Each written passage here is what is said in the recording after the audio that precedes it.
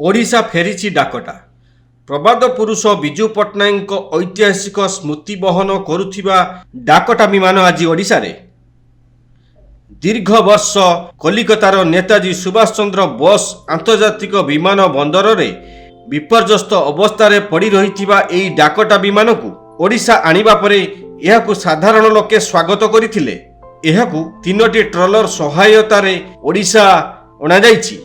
आनिबारे सुविधा हेबा पई एहाकु भाग भाग करा जाई ट्रलर सहायता रे अणा जाइछि।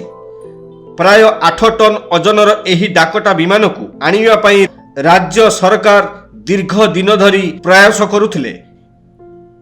इंडोनेशियार स्वाधीनता संग्राम बेले एही विमान रे बिजू बाबू 1947 मसीहा जुलाई मासरे इंडोनेशियार सुल्तान शाहजीर और उपराष्ट्रपति सुकर्णो को सुरक्षित भावे उद्धार करी इंडोनेशियार सर्वोच्च नागरिक सम्मान भूमिपुत्र रे सम्मानित होइथिले।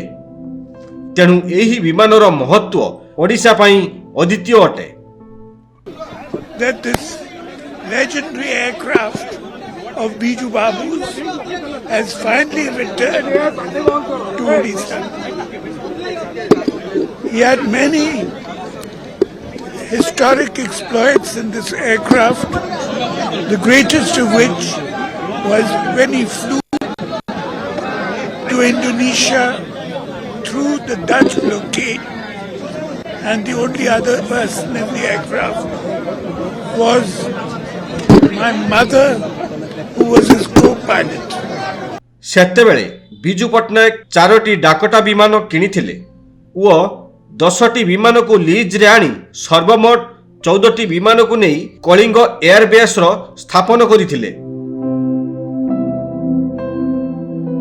एही विमानर इतिहास जदि आमे देखिबा तो पाइबा कि एहा 1944 मसीहा फेब्रुआरी मासरे तार प्रथम उड़ान होइथिला।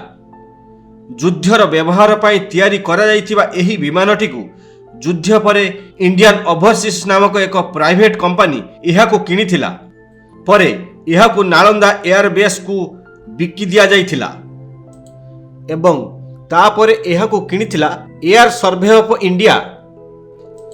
बिजू बाबू एहाको एयर सर्वे ऑफ इंडिया ठारू किनिबा पूर्वरु एही विमानटी डाक बहुथिला।